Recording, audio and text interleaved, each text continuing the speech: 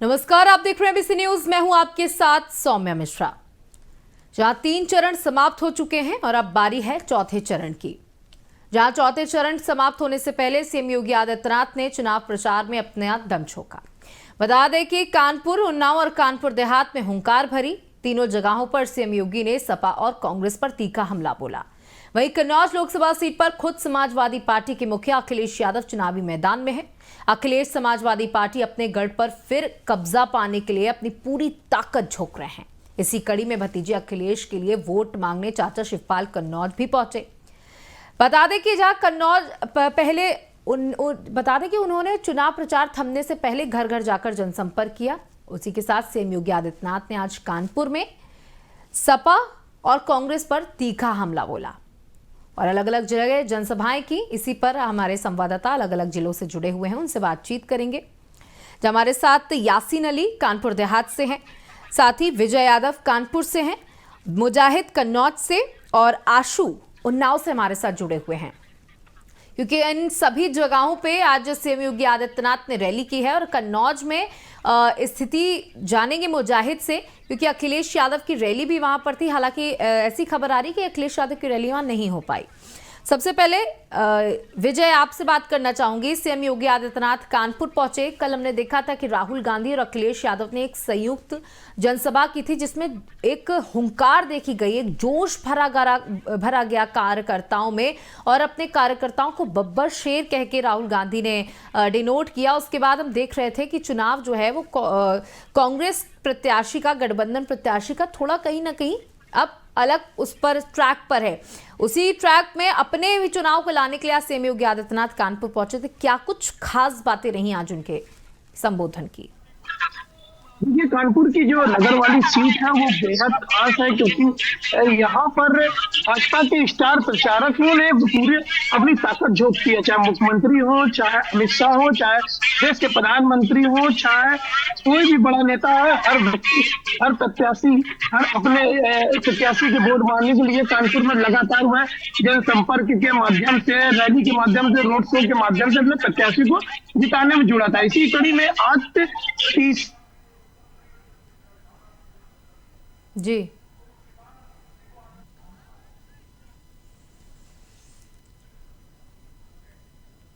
बिल्कुल। तो विजय, हमें बताने की कोशिश कर रहे थे कि आज सीएम योगी आदित्यनाथ जब कानपुर पहुंचे तो कार्यकर्ताओं में जोश हाई था। जहां आप तस्वीरें ये हम आपको दिखा रहे हैं, जहां पर कार्यकर्ता बेहद उत्साहित थे। कानपुर की ये तस्वीरें हैं, आप देख सकते हैं। भारी हुजूम, भारी जनता सीएम योगी आदित्यनाथ को सुनने, उनको देखने के लिए बाबूपुरवा में पहुंची थी। ये पूरा पंडाल वहीं पर तैयार किया गया था और जो 400 पार और 80 में 80 का नारा दिया गया है भाजपा की तरफ से, उसके लिए अब चौथे चरण के लिए सीएम योगी आदित्यनाथ पहुंचे कानपुर। उन्नाव भी पहुंचे, जहां साक्षी महाराज के लिए वोट मांगने के लिए सीएम योगी आदित्यनाथ उन्नाव पहुंचे थे। उन्होंने कहा कि ये जो चुनाव है ये परिवारवाद और राष्ट्रवाद के बीच में है। ये चुनाव राम भक्त और राम द्रोहियों के बीच में है। अब आपको चुनाव करना है कि चुनना किसको है। सपा पर हमला बोलते हुए योगी आदित्यनाथ ने कहा कि वही लोग हैं जिन्होंने राम भक्तों पर गोलियां चलवाई थी। आप तस्वीर में देख सकते हैं कानपुर देहात और कानपुर के दोनों ही प्रत्याशी। टेलीविजन स्क्रीन पर आप देख रहे हैं जहां रमेश अवस्थी कानपुर से चुनाव लड़ रहे हैं, वहीं पे देवेंद्र सिंह भोले कानपुर देहात से चुनाव लड़ रहे हैं। वहीं आप ये तस्वीरें शिवपाल सिंह यादव की हम आपको दिखा रहे हैं, जो कि अपने भतीजे अखिलेश यादव के लिए वोट मांगने कन्नौज पहुंचे थे। और कन्नौज में भी सुब्रत पाठक के लिए सीएम योगी आदित्यनाथ जनसभा करने पहुंचे। उन्होंने कहा कि अब आपको तय करना है कि राजद्रोहियों को चुनना है या राम भक्तों को चुनना है। यासीन भी हमारे साथ जुड़े हुए हैं। यासीन, देखिए, चुनाव अब बिल्कुल अपने अंतिम चरण पर आ गया है, यानी प्रसार जो है, चुनाव प्रसार जो है अब वो अंतिम चरण पर आ गया। शाम 5 बजे से ये सब कुछ खत्म हो गया है। इसलिए आज सीएम योगी आदित्यनाथ ने अपनी आखिरी जो पूरा दांव पेच और तीर थे वो छोड़ दिए और अलग अलग जगहों पर जनसभाएं की, लोगों को संबोधित किया और कई अहम बातें कही। किस तरीके का माहौल कानपुर देहात में चुनावों को लेकर देखा जा रहा है? निश्चित तौर पर कानपुर देहात में चौथे फेज में 3 जो लोकसभा क्षेत्र है, उसमें अलग अलग विधानसभाएं पड़ती है। इसमें चौथे फेज में मतदान होना, वही एक जो है विधानसभा है उसमें जो है 5वीं फेज में मतदान होना। इसको लेकर के जो राजनीतिक दलों ने अपनी ताकत जोड़ दी थी, क्योंकि आज चुनाव प्रचार का अंतिम है। सीएम योगी आदित्यनाथ आज कानपुर देहात से झीलक जो रसूलाबाद विधानसभा क्षेत्र में आती है, कन्नौज लोकसभा क्षेत्र का जो है इलाका है, जहां पर उन्होंने कन्नौज से जो बीजेपी प्रत्याशी है और मौजूदा सांसद है सुब्रत पाठक के लिए उन्होंने प्रचार किया और वोट मांगे। इस दौरान उन्होंने सपा और कांग्रेस और संयुक्त विपक्षियों पर तगड़ा हमला बोला है। साथ ही उन्होंने इशारे पर राम भक्तों के वोट देने और साथ ही राजगीर में चुनाव करने की बात कही। बिल्कुल, जिस तरीके से यासीन हम देख रहे हैं कि इस बार जो कानपुर देहात का भी चुनाव है, अकबरपुर लोकसभा का चुनाव है, वो भी आसान नहीं है, क्योंकि सामने हम देख सकते हैं गठबंधन के प्रत्याशी राजाराम पाल हैं जो कि पहले भी सांसद रह चुके हैं, इसलिए ये चुनाव आसान नहीं है। और कल जिस तरीके से अखिलेश यादव और राहुल गांधी की संयुक्त एक जो जनसभा हुई, उससे थोड़े माहौल में जरूर परिवर्तन आया होगा। क्या लग रहा है, जनता का क्या मूड है? तौर पर कानपुर देहात की जो सीट है अकबरपुर लोकसभा, वो आज सीट कही जा रही है, क्योंकि यहाँ पर जिस तरीके से कल जो है अखिलेश यादव और राहुल गांधी ने कानपुर में हुंकार भरी थी, वहीं आज सीएम योगी आदित्यनाथ ने भी प्रचार किया, तो कहीं ना कहीं ये जो चुनाव है तक कहा जाएगा दोनों प्रत्याशियों के लिए, खासतौर पर सीधी लड़ाई देखने को मिल रही है बीजेपी और सपा के बीच में, क्योंकि एक इंडिया गठबंधन के तौर पर मैदान में है, दूसरा एनडीए गठबंधन के तौर पर मैदान में है, तो कहीं ना कहीं टफ है। और वहीं अगर मतदाताओं की अगर बात की जाए तो वो साइलेंट मोड पर है, अभी किसी तरीके से ये खुलकर सामने नहीं आ रहा है, तो कहीं ना कहीं चिंता बढ़ाता नजर आ रहा है। बिल्कुल, आज जिन 4 जिलों के संवाददाता हमारे साथ जुड़े हुए हैं, वहां पर 13 मई को मतदान होना है और इसी के लिए सीएम योगी आदित्यनाथ हो बीजेपी से, चाहे वो गठबंधन के अखिलेश यादव हो, सभी अपने जोर शोर में लगे हुए हैं कि इस चौथे चरण को किस तरीके से अपने कब्जे में किया जाए। अगर 2019 की बात की जाए तो चौथे चरण में जो 13 लोकसभा सीटें थी उस पर कब्जा बीजेपी का ही हुआ था। आशु, उन्नाव में साक्षी महाराज के लिए वोट मांगने के लिए योगी आदित्यनाथ पहुंचे। अगर हम पिछली चुनावों की बात करें तो साक्षी महाराज लगातार जीतते हुए आ रहे हैं, एक बार फिर से उनके ऊपर भरोसा जताया गया, लेकिन लोगों की नाराजगी भी उनसे देखी जाती है। लेकिन क्योंकि वहां पर अगर जातीय समीकरण की बात करें, वो ऐसा वहां पर जातीय समीकरण है जिसके बाद भी साक्षी महाराज को लगातार चुना जा रहा है। इस बार की क्या कुछ स्थितियां अन्नू टंडन सामने है, क्या स्थितियां बनी है उन्नाव में? तो मैं बिल्कुल आपको बता दें, मुख्यमंत्री योगी आदित्यनाथ का आज उन्नाव में एक हफ्ते के अंदर दूसरा दौरा था। दौरे में उन्होंने साफ तौर पे विपक्षियों पर हमला बोला है। उन्होंने जैसे ही वो उन्नाव के रामलीला ग्राउंड मैदान पहुंचते हैं, मंच पर बैठे सभी विधायक और सांसद साक्षी महाराज सीएम योगी का स्वागत करते हैं। स्वागत करने के बाद सीएम योगी जनसभा को संबोधित करते हैं और जनसभा भी इतनी धूप में जिस हिसाब से लोग सीएम योगी आदित्यनाथ का संबोधन सुनने आए, तो इससे कहीं ना कहीं साफ तौर से आज की जनसभा देख के जाहिर होता है कि सीएम योगी ने साक्षी महाराज को जिताने के लिए उन्नाव के लोगों से अपील की है और साथ ही ये भी कहा है जो राम को लाए हैं हम उनको लाएंगे। इसको देखते हुए लगातार जो उन्नाव की जो चुनावी समीकरण है वो अभी तक एक्चुअली में साक्षी महाराज लगातार उन्नाव में बयान देते देखे जाते हैं, क्योंकि वो बीजेपी के पायदान नेता भी हैं।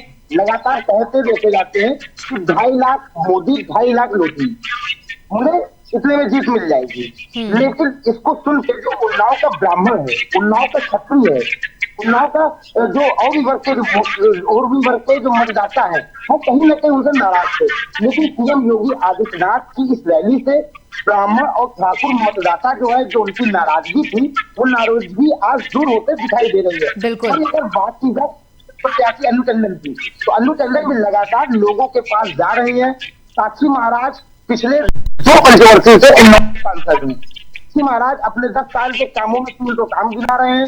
वहीं विपक्ष, वहीं समाजवादी पार्टी की गठबंधन से प्रत्याशी अन्नू टंडन लगातार साक्षी महाराज के ऊपर हमलावर है और ये कैसी देखी जा रही है कि 10 सालों में उन्नाव का विकास में सत्यानाश। बिल्कुल, कुल मिलाकर के जिस तरीके से आशु आपने बताया कि सीएम योगी आदित्यनाथ की लगातार बैक टू बैक जनसभाओं से, रैलियों से एक बड़ा प्रभाव जरूर पड़ा है। उन्नाव के जो और जाति के लोग हैं, जिस तरीके से साक्षी महाराज हमेशा कहते रहते हैं, लोधी वोटों के बारे में अपने आप को काफी कॉन्फिडेंट मानते हैं और ये भी देखा जाता है कि जो लोधी वोट है यही उनको विजय दिलाता है। लेकिन जो और अन्य वोट बैंक है वो नाराज था और बीजेपी किसी भी कोर कसर को नहीं छोड़ना चाहती है, एक भी वोट अपने हाथ से नहीं निकलना देना चाहती, इसीलिए सीएम योगी आदित्यनाथ लगातार उन्नाव दौरे पर रहे और उन्होंने आज भी कई ऐसी बातें बोली जिससे कहीं ना कहीं जो लोग नाराज थे वो एकजुट जरूर होते दिखाई देंगे।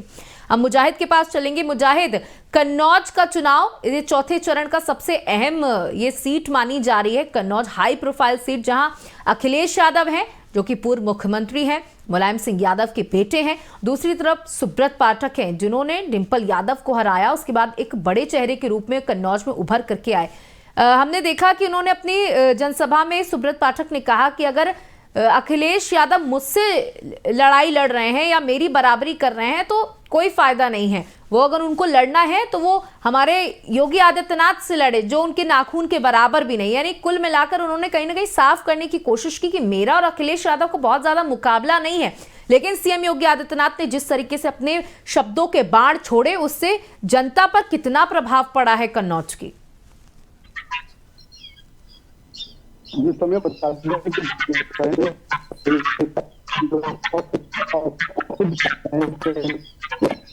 कर देने की कि जिस तरह से होने के थे समय कम होने की वजह से वो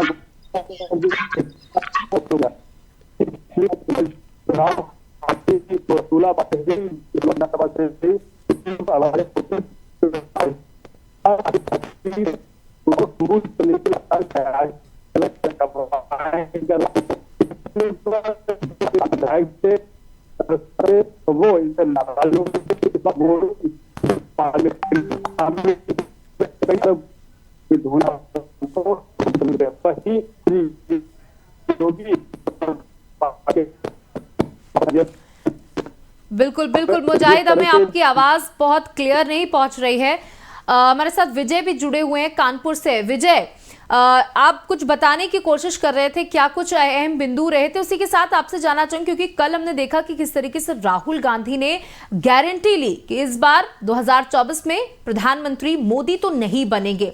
उसके बाद क्या कल की इस रैली से, इस जनसभा को से कुछ बातें आज योगी आदित्यनाथ ने काउंटर में कही?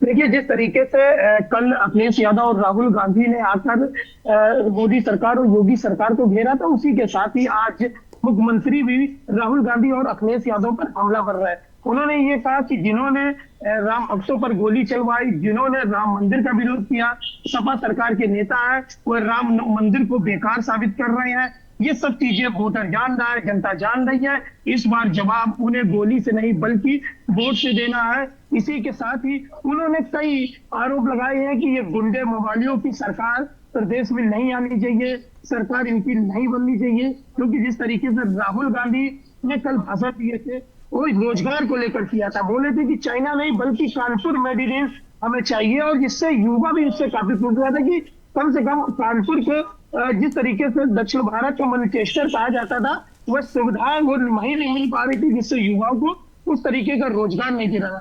हालांकि जिस तरीके से ये जनसभा है, कहीं ना कहीं जो वोटर है, जो भाजपा कार्यकर्ता है, आम नागरिक है, इस सभा से कहीं ना कहीं प्रभाव जरूर पड़ेगा। इस सभा स्थल पर बड़ी संख्या में लोग आए थे और उनके विचारों को सुन रहे थे। हालांकि आपको ये भी बता दें कि ये सीट बड़ी हॉट सीट बनी हुई है। यहाँ पर बीजेपी के सभी स्टार प्रचारकों ने आके प्रचार प्रसार किया। हालांकि देवेंद्र सिंह भोले के लिए इतना प्रयास नहीं किया, मगर कानपुर के लिए लगातार बीजेपी और कांग्रेस और सपा हो इस सीट पर नजर बनाए हुए हैं। बिल्कुल, जिस तरीके से रमेश अवस्थी को उतारने के बाद से उनकी ही पार्टी के अंदर खाने में विरोध देखा गया था, उसके बाद खुद प्रधानमंत्री ने कानपुर से ही चौथे चरण के प्रचार की शुरुआत की थी और एक रैली करते हुए, हालांकि हमेशा से देखा जा रहा था कि प्रधानमंत्री जनसभा करते हैं, लेकिन रैली को चुना गया क्योंकि रैली में आप जनता से डायरेक्ट कनेक्ट हो पाते हैं और वही हुआ। उसके बाद से चुनाव में थोड़ी तेजी जरूर आई रमेश अवस्थी के। साथ ही जानना चाहूंगी क्या कुछ तैयारियां की गई हैं क्योंकि अब एक ही दिन शेष है, क्या कुछ सुरक्षा की व्यवस्था, मतदान सुचारू रूप से हो, कोई इसमें दिक्कतें ना आए, इसको लेकर के क्या कुछ प्लानिंग की गई है? अब कानपुर की बात करें तो कानपुर में कई विधानसभाएं, लगभग 10 विधानसभाएं लगती हैं, जिसको लेकर जिला निर्वाचन अधिकारियों ने कई दिनों से प्रयास कर रहे थे, मतदाताओं को जागरूक कर रहे थे ताकि शहर के मतदान प्रतिशत को बढ़ाया जाए। सुरक्षा व्यवस्था की बात करें तो यहाँ पर तमाम जो सुरक्षा व्यवस्था को लेकर कंपनियां वो आज कानपुर में 2 दिन पहले से आ चुकी हैं। पुलिस जो जितनी भी पुलिस है वो कई जिलों से आनी थी, वो भी आ गई है। और लगातार कल से ईवीएम का जो वितरण है वो किया जाएगा और सभी को पीठासीन अधिकारियों को अपने केंद्रों के लिए रवाना किया जाएगा। बस हो, कार हो, हर चीजों की तैयारी कर ली गई है और कल से ही जितने भी पीठासीन अधिकारी है वे कानपुर के गल्ला मंडी पहुंचेंगे और वहां से ईवीएम मशीन लेने के बाद अपने पोलिंग बूथों को रवाना होंगे और सुरक्षित और 100% मतदान कराने का प्रयास करेंगे। यासीन, देखिए हम लगातार देख रहे हैं 3 चरणों में जहां पर मतदान का जो प्रतिशत रहा वो काफी धीमा रहा। हालांकि गर्मी भी उसकी एक कड़ी वजह मानी जा रही है, लेकिन इस बार मौसम वैज्ञानिकों ने भी अनुमान जता दिया है कि इस बार 13 मई को थोड़ी धूप कम रहेगी, लोगों को राहत रहेगी। उससे अलग प्रशासन ने क्या कुछ इंतजाम किए हैं कि मतदान प्रतिशत लगातार बढ़े? क्या कुछ लगातार तैयारियां की गई लोगों को जागरूक करने के लिए? जी यासीन, अपनी ऑडियो को अनम्यूट कर लीजिएगा।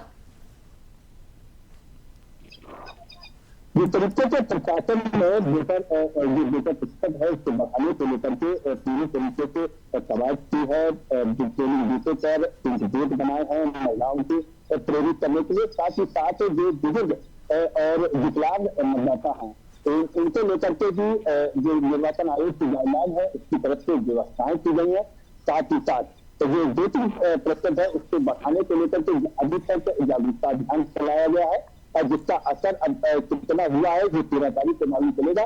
वहीं अगर पोलिंग पार्टियों को रवाना की बात की जाए तो प्रशासन ने तैयारियां शुरू कर दी है। कल 7 बजे से ही जो है पोलिंग पार्टियों की जो रवानगी का जो पूरा कार्यक्रम है वो शुरू हो जाएगा। वरिष्ठ अधिकारी मौजूद रहेंगे, जिला निर्वाचन अधिकारी स्वयं मौजूद रहेंगे और जिले की विकास जी आशु, मैं आपसे जानना चाहूंगी, हमने कई चुनावों में देखा कई जिलों में जहां पर लोगों ने मतदान का बहिष्कार किया क्योंकि उनको सही सड़कें नहीं मिल रही हैं, व्यवस्थाएं ठीक नहीं है, वो कहते कहते हार गए और उन्होंने सीधे मतदान का ही बहिष्कार कर दिया। क्या उन्नाव में भी ऐसी कोई स्थिति है या कोई गांव है या कोई ऐसी जगह है जहां लोग मतदान का बहिष्कार करने का सोच रहे हैं और क्या कुछ इंतजाम है मतदान को लेकर? अपनी ऑडियो अनम्यूट कर लीजिएगा। मेरी आवाज आ रही है? जी जी जी, बताएं। तो मैं बिल्कुल आपको बता दें, उन्नाव जनपद के निर्वाचन अधिकारी जिला अधिकारी डीएम गौरांग राठी ने लगातार जो मतदाता जागरूक अभियान चलाए जा रहे उसको लेकर कि कोई भी तहसील नहीं बाकी जहां पे मतदाता जागरूक अभियान न चलाया गया हो। तो इसकी वजह से बिल्कुल साफ हो जाता है कि उन्नाव का जो मतदाता है लगभग उन्नाव में 23,41,740 मतदाता है और ये अनुमान लगाया जा रहा है कि जो मतदान का प्रतिशत है वो पिछली बार की अपेक्षा इस बार बढ़ेगा, जिसको लेकर जिला अधिकारी के द्वारा लगातार जो मतदाता जागरूकता रैली उन्हें चलाया गया है। और वहीं दूसरी तरफ अगर बात की जाए, लगातार जिस तरह से हमने लोगों से बात की, लोगों से जाना, तो लोगों का साफ तौर पर कहना था कि वोट तो हम बीजेपी को ही करेंगे, लेकिन जो प्रत्याशी कैंडिडेट से लोग खुश नहीं दिखाई दे रहे थे। लेकिन आज जब सीएम योगी की रैली उन्नाव में होती, उन्नाव में रैली होने के बाद में जब बुलडोजर बाबा लोगों को संबोधित करते तो संबोधन से कहीं ना कहीं ये कयास लगाए जा रहे हैं कि इस बार भी जो साक्षी महाराज है, साक्षी महाराज लगातार जिस तरह से वादे करते दिखा थे, इस बार 5 लाख पार, 4 लाख पार, तो ये कयास लगाए जा रहे हैं कि जो साक्षी महाराज से जो ब्राह्मण और क्षत्रिय मतदाता नाराज था वो सीएम योगी के आने के बाद कहीं ना कहीं साक्षी आने में जाता देखा जा रहा है। जी जी मुजाहिद, क्योंकि कन्नौज हाई प्रोफाइल सीट है और पिछली बार बदायूं और अन्य जगहों पर शिवपाल सिंह यादव ने प्रशासन के ऊपर आरोप लगाया था कि प्रशासन भाजपा के लिए काम कर रहा है और वोटों की हेराफेरी कर रहा है। जहां एक मामला भी आया था कि जहां बीएलओ से लिस्ट छीन ली गई थी। कन्नौज में इसको लेकर के प्रशासन कितना मुस्तैद है कि इस तरीके की कोई घटनाएं सामने ना आए और पार्टियां किस तरीके से अपने अपने प्रत्याशी के लिए, कार्यकर्ता किस तरीके से मुस्तैद हैं? ये समय बता दें कि जिस तरह से पोलिंग पार्टी रवाना की जाने की अगर बात की सुरक्षा व्यवस्था की तो पुलिस अधीक्षक अमित कुमार आनंद के द्वारा सुरक्षा व्यवस्थाएं पूरी तरह से मुस्तैद की गई हैं। पैरामेडिकल और जो जितनी भी कंपनियां हैं, चाहे पीएससी हो, पुलिस हो, पीएसएफ, आरपीएफ, सभी को बूथों पर तैनात किया गया और साफ निर्देश दिए गए अगर कोई संदिग्ध व्यक्ति पाया जाता है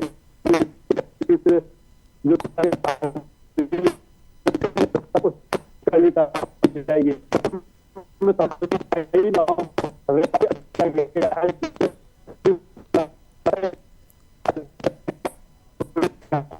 जी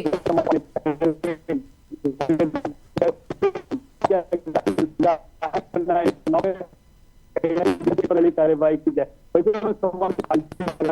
लगाती कि सत्ता के उन पर जाते ताकि बिल्कुल, कुल मिलाकर के मुजाहिद कन्नौज में भी व्यवस्थाएं पूरी कर ली गई हैं और अब इंतजार है 13 मई का, उस घड़ी का जब लोग अपने घरों से अपने मताधिकार का प्रयोग करने के लिए निकलेंगे। आप चारों का हमारे साथ जुड़ने के लिए बहुत बहुत शुक्रिया, जानकारियां देने के लिए बहुत बहुत शुक्रिया। तो आपको बता दें कि 3 चरण बीत चुके हैं, अब बारी चौथे चरण की है, जहां 13 लोकसभा सीटों पर उत्तर प्रदेश में मतदान होंगे 13 मई को सुबह 7 बजे से शाम को 5 बजे तक की लगातार मतदान होंगे और उसके बाद तय होगा कि इन 13 सीटों पर किसने कब्जा किया है और 4 जून को जब नतीजे आएंगे तब तय होगा कि प्रधानमंत्री कौन बनेगा। फिलहाल इतना ही, बने रहिएगा एबीसी न्यूज के साथ। नमस्कार।